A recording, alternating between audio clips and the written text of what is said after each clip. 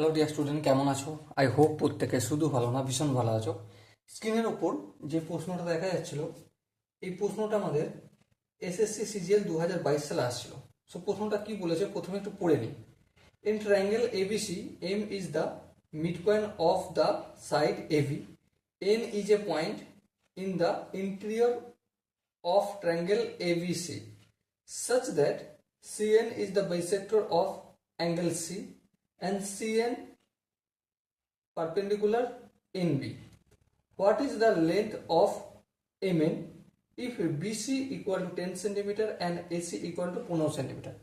দেখো কোশ্চেনটা পড়লাম, পড়ে এই কোশ্চেন অনুযায়ী আমরা একটা ড্রয়িং করব। প্রথমেই এবিসি একটা ত্রিভুজ অঙ্কন করে নেব। চলো নিলাম এ বি আর এই আমাদের সি। এবারে এ বি এর মিড পয়েন্ট কি এম। সাপোজ মনে করো এখানটা হচ্ছে মিড পয়েন্ট এম, তার মানে কি A M equal to B M. বোঝা গেল? এবারে এ বি সি এর কোনো একটা জায়গায় এন হচ্ছে বিন্দু, ঠিক আছে? আবার এন বিন্দুটা সাপোজ যদি এই জায়গাটায় আমি ধরি সি এন, এই সি কোণটাকে বাইসেক্ট করছে, মানে এদিকটা যতটা এদিকটা ততটা, এদিকটা যদি আলফা ধরি এদিকটাও হবে আলফা। আবার কি বলেছে বিএন পারপেন্ডিকুলার টু সিএন, মানে এখানটা কত ডিগ্রি, 90 ডিগ্রি। ওকে বেশ। আচ্ছা আমরা বিসি এর ভ্যালু কত বলেছে, 10 সেন্টিমিটার। বেশ। আর এ থেকে সি পর্যন্ত পুরোটার ভ্যালু কত বলেছে, এ থেকে সি পর্যন্ত 15 সেন্টিমিটার। তাহলে একটা কাজ করে দেখ, এই বি এনটাকে একটু এক্সটেন্ড করি, বাড়াই। কোনো আপত্তি আছে? আই হোপ কোনো আপত্তি থাকার কথা না। এবারে দেখো এখানে কি কি কনসেপ্ট কাজে লাগাচ্ছি। এদিকটা যদি 90 ডিগ্রি হয়, ঠিক আছে, একটা সরল লেখা সাপোজ মনে করো এই সরলরেখাটা এদিকটা 90 হলে এদিকটাও তো 90 হবে। হ্যাঁ, কারণ বি এনটাকে আমি শুধুমাত্র বাড়িয়েছি, এক্সটেন্ড করেছি, তার মানে এদিকটাও 90 ডিগ্রি। বেশ, লিখলাম। এবার দেখো এটাও এখানে একটা 90 ডিগ্রি, এখানে একটা 90 ডিগ্রি। হ্যাঁ, এখানে একটা আলফা কোণ, এখানে একটা আলফা কোণ। আবার দেখো এই এনসিটা, এই ত্রিভুজটা বিএনসি আর এনসিপি, এই দুটো ত্রিভুজের মধ্যেই সমান, একই কমন। তাহলে একটা কথা বলো, অ্যাঙ্গেল এটা হচ্ছে সাইড, আর এখানে আলফা এখানে আলফা, তাহলে অ্যাঙ্গেল। এই শর্ত অনুযায়ী এই ত্রিভুজটা আর এই ত্রিভুজটা সর্বসম কি সর্বসম নয়?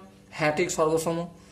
তার মানে যদি সর্বসম হয় তাহলে এই বিসি বাহুটা পিসি বাহুর সঙ্গে ইকুয়াল হবে। হ্যাঁ, আবার বিএন বাহুটা এনপি বাহুর সঙ্গেও ইকুয়াল হবে।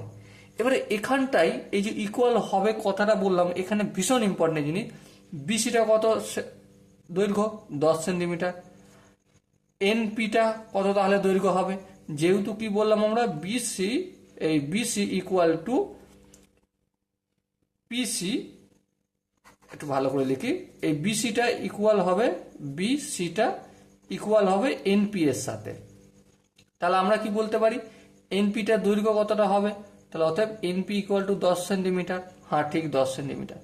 এবার একটা কথা বলো, এখানটা লিখে দিই 10 সেন্টিমিটার, ঠিক আছে।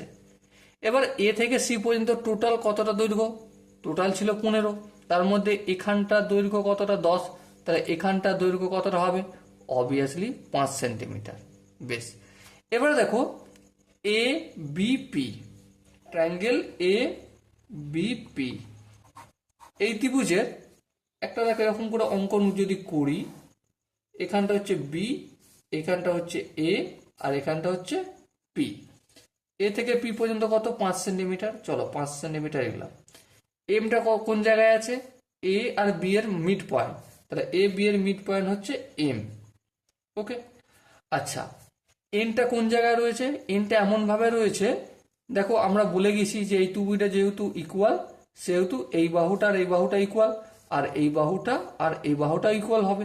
তাহলে এনপি ইকুয়াল টু বিএন, তাহলে NP equal to BN. Suppose মনে করো এখানটা পয়েন্ট এন হলো, বিএন ইকুয়াল টু এনপি, আর এটা ইকুয়াল টু এটা। এবারে এই দুটোকে যদি যুক্ত করি, মানে এনপি কে যুক্ত করি, তাহলে দেখো এইখানে যে কনসেপ্টটা কাজে লাগবে সেটা হচ্ছে যে কোনো ত্রিভুজের দুটো বাহুর মধ্যবিন্দু যখন যুক্ত করা হবে তখন এই মধ্যবিন্দু সংযোজককারী সরলরেখাটা আর তৃতীয় বাহুটা পারপেন্ডিকুলার হবে, প্যারালাল হবে, মানে এপি প্যারালাল এম এন, এটা হবে। আর কি হবে, M N equal to half of AP হবে। এটা মিড পয়েন্ট থিওরেম থেকে আমরা জানতে পারি। তাহলে হাফ ইন্টু এডি এর ভ্যালু কত, দেখো এপি, তো এপি, এটা এপি, এটা এপি, এপি এর ভ্যালু কত 5, তাহলে হাফ ইন্টু 5 মানে কত 2.5 centimetre. Okay, so dear student, I hope প্রত্যেকে কনসেপ্টগুলো বুঝতে পেরেছো। এখানে যে 4টা অপশন আছে তার মধ্যে কোন অপশনটা ঠিক হবে, obviously option B is the right answer হবে। সো যদি কনসেপ্টগুলো ভালো করে বুঝতে পেরে থাকো তো ডেফিনেটলি লাইকটা, চ্যানেল শেয়ার, সাবস্ক্রাইব করে দেবে। আর যদি বুঝতে অসুবিধা থাকে তো কমেন্ট অবশ্যই জানাবে।